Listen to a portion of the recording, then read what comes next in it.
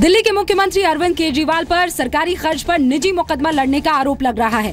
BJP नेता तेजिंदर बग्गा का दावा है कि केजरीवाल ने सीनियर एडवोकेट राम जेठमलानी को अपना वकील नियुक्त किया और इसके लिए सरकारी खजाने से 4 करोड़ की पेमेंट की गई। वित्त मंत्री अरुण जेटली ने केजरीवाल के खिलाफ आपराधिक मानहानि का केस दर्ज किया है। उसी मामले में जेठमलानी मुख्यमंत्री केजरीवाल की पैरवी कर रहे हैं। केजरीवाल ने DDCA में अरुण जेटली पर भ्रष्टाचार का आरोप लगाया था। दिल्ली के मुख्यमंत्री और आम आदमी पार्टी के संयोजक अरविंद केजरीवाल ने फिर से EVM में छेड़खानी का आरोप लगाया है। केजरीवाल ने जांच के लिए EVM को सार्वजनिक करने की मांग की है। केजरीवाल ने दावा किया है कि 72 घंटे में साबित कर देंगे कि EVM में छेड़छाड़ हुई है। एक मशीन पकड़ी गई, उस मशीन में पाया गया कि सॉफ्टवेयर के साथ टैंपरिंग हुई है, सॉफ्टवेयर बदला गया है। उस मशीन का इस्तेमाल उत्तर प्रदेश विधानसभा चुनाव में हुआ था। वो मशीन जो भी बटन दबाओ बीजेपी को वोट दे रही है। आम आदमी पार्टी को हार पर मंथन करने की सलाह देने वाले चुनाव आयोग को भी केजरीवाल ने निशाने पर लिया। पूरे देश की आस्था का सवाल एक बहुत बड़ा प्रश्न चिन्ह खड़ा हो गया है। चुनाव आयोग इसको दबाने की कोशिश कर रहा है। चुनाव आयोग ने ये मशीनें कानपुर से, गोविंद नगर से मध्य प्रदेश भेजी।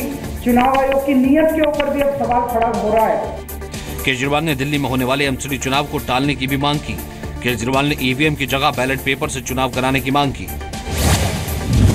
दिल्ली में MCD चुनाव के लिए नामांकन भरने के आखिरी दिन कांग्रेस को बड़ा झटका लगा है। कांग्रेस के बड़े नेता AK वालिया ने इस्तीफा दे दिया। टिकट बंटवारे से नाखुश वालिया ने कहा कि पार्टी के छोटे नेता मनमानी करते हैं।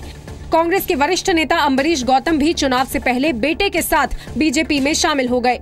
छोटे लीडर्स की जो ऐसा मौका समझ रहे हैं कि सारी पावर उनको मिल गई है, वो जिसको मर्जी है यस कर देते हैं, जिसको मर्जी है नो कर देते हैं। नामांकन के आखिरी दिन बीजेपी ने अपने उम्मीदवारों का आखिरी लिस्ट जारी किया। बीजेपी ने 4 मुस्लिम उम्मीदवारों को टिकट दिया है। बीजेपी ने 5 सीटें अकाली दल और 1 सीट LJP के लिए छोड़ी है। दिल्ली में MCD के 272 सीटों पर 23 अप्रैल को वोट डाले जाएंगे। उत्तर प्रदेश का मुख्यमंत्री बनने के बाद योगी आदित्यनाथ ने पहला इंटरव्यू RSS के मुखपत्र पांचजन्य को दिया। इस इंटरव्यू में मुख्यमंत्री ने कहा है कि राम मंदिर मुद्दे को बातचीत से सुलझाने के सुझाव का वो स्वागत करते हैं। योगी आदित्यनाथ ने इंटरव्यू में कहा है कि अवैध बूचड़खानों पर कार्रवाई कोर्ट के निर्देश पर हो रही है। आदित्यनाथ ने 2 महीने में उत्तर प्रदेश में बदलाव दिखने का दावा किया। मुख्यमंत्री के मुताबिक उनकी सरकार पूर्वी उत्तर प्रदेश और बुंदेलखंड पर विशेष ध्यान दे रही है। उन्होंने यूपी से पलायन रोकने के लिए एक नई औद्योगिक नीति लाने का ऐलान भी किया। योगी आदित्यनाथ ने कहा कि राज्य में पूंजी निवेश आकर्षित करने के लिए वाइब्रेंट गुजरात की तर्ज पर वाइब्रेंट यूपी आयोजित होगा। इस इंटरव्यू में मुख्यमंत्री ने कहा कि यूपी सरकार केंद्र की योजनाओं को बिना भेदभाव आम लोगों तक पहुंचाएगी। एयरसेल मिक्सेस डील में घोटाले में CBI ने पूर्व वित्त मंत्री P चिदम्बरम के खिलाफ जांच शुरू कर दी है। आरोप है कि चिदम्बरम ने 2006 में डील को फॉरेन इन्वेस्टमेंट प्रमोशन बोर्ड से हरी झंडी दिलाई थी। सुप्रीम कोर्ट ने CBI को 2 मई को जांच की स्टेटस रिपोर्ट कोर्ट को सौंपने को कहा है।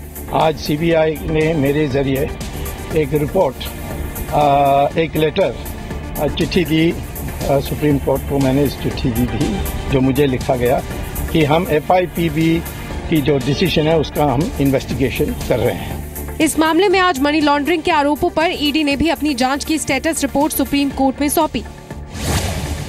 500 और 2000 के नए नोट जारी करने के बाद सरकार ने अब 200 रुपए के नोट लाने का फैसला किया है। रिजर्व बैंक ऑफ इंडिया ने इसके लिए तैयारी पूरी कर ली है। 200 रुपए के ये नोट नए सिक्योरिटी फीचर्स के साथ लाए जाएंगे ताकि इनकी नकल ना हो सके। इससे पहले सरकार ने हर 3-4 साल में बड़े नोटों की सिक्योरिटी फीचर्स को बदलने की बात भी कही थी।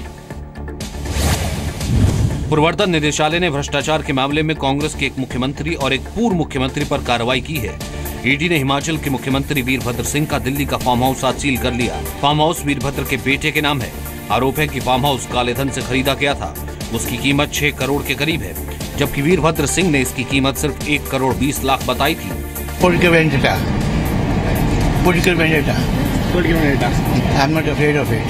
ED ने आज ही राजस्थान के एम्बुलेंस घोटाले में चिकित्सा हेल्थ केयर कंपनी की 11 करोड़ 57 लाख की प्रॉपर्टी जब्त कर ली। 2009 के एम्बुलेंस घोटाले में पूर्व मुख्यमंत्री अशोक गहलोत के अलावा पूर्व केंद्रीय मंत्री सचिन पायलट और P चिदम्बरम के बेटे कार्ति चिदम्बरम भी आरोपी हैं। चिकित्सा पूर्व केंद्रीय मंत्री व्याला रवि के बेटे की कंपनी है। रूस के सेंट पीटर्सबर्ग में एक मेट्रो ट्रेन के अंदर धमाके में 10 लोगों की मौत हो गई है और 50 लोग जख्मी हुए हैं। धमाका तब हुआ जब ट्रेन टेक्नोलोचेस्काई इंस्टीट्यूट और सेनाया प्लोशेजाड स्टेशन के बीच चल रही थी। सेंट पीटर्सबर्ग के सभी मेट्रो स्टेशन को बंद कर दिया गया है। रूस के राष्ट्रपति पुतिन का कहना है कि सभी एंगल से जांच हो रही है। उन्होंने कहा कि अभी हमले की वजह का पता नहीं चला है, लेकिन आतंकी हमले सहित सभी नजरिए से हमले की जांच की जा रही है। सुरक्षा को ध्यान में रखते हुए सभी एयरपोर्ट पर सुरक्षा बढ़ा दी गई है। राष्ट्रपति पुतिन ने धमाकों में मारे गए लोगों के परिवारों के प्रति संवेदना जताई है। प्रधानमंत्री नरेंद्र मोदी ने भी इस घटना पर शोक जताया है। जम्मू कश्मीर में आतंकियों ने सीआरपीएफ पर 24 घंटे के अंदर आज दूसरा बड़ा हमला किया। श्रीनगर के पंथा चौक पर आतंकियों ने सीआरपीएफ के काफिले पर फायरिंग की, जिसमें एक जवान शहीद हो गया और 5 घायल है। हमले की जिम्मेदारी लश्कर-ए-तैयबा ने ली।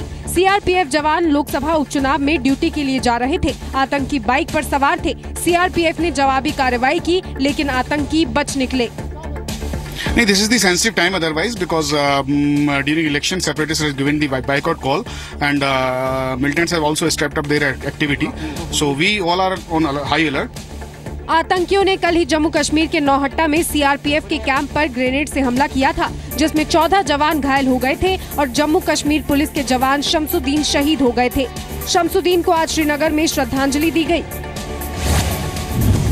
जम्मू कश्मीर में सत्ताधारी पीडीपी ने आरोप लगाया है कि विपक्षी दल नेशनल कॉन्फ्रेंस पत्थरबाजों को शय दे रहा है। श्रीनगर लोकसभा उपचुनाव में उम्मीदवार नजीर खान ने ये आरोप लगाया है। उन बच्चों के नाम इस वक्त पुलिस स्टेशन में अंडर एफआईआर लॉन्च हो गए हैं, वो सब नेशनल कॉन्फ्रेंस के लोग हैं। अब कैसे हम कह सकते हैं कि स्टोन पेल्टर कोई पाकिस्तान से हवाला आ रही है और उनको खड़ा कर रहे हैं। नेशनल कॉन्फ्रेंस ने पीडीपी के आरोपों को खारिज किया है और इसे चुनावी हताशा बताया है। पीडीपी ने उनको कैंडिडेट तो बना दिया, बली का बकरा तो बना दिया, लेकिन उनका नाम कहीं चर्चे में नहीं आ रहा है। तो चर्चे में आने के लिए जाहिर है ऐसी बातें करते रहेंगे। वहीं जम्मू कश्मीर के मुख्यमंत्री महबूबा मुफ्ती ने पत्थरबाजों से बातचीत करने की जरूरत बताई है। महबूबा ने सुरक्षा वालों को भी संयम बरतने की नसीहत दी है। अपने जो बच्चे हैं, मुझे लगता है उन पे फोकस करना पड़ेगा, क्योंकि वो तकलीफ में है, वो जहनी इंतशार में है। मुझे लगता है कि उनको इंगेज करने की जरूरत है।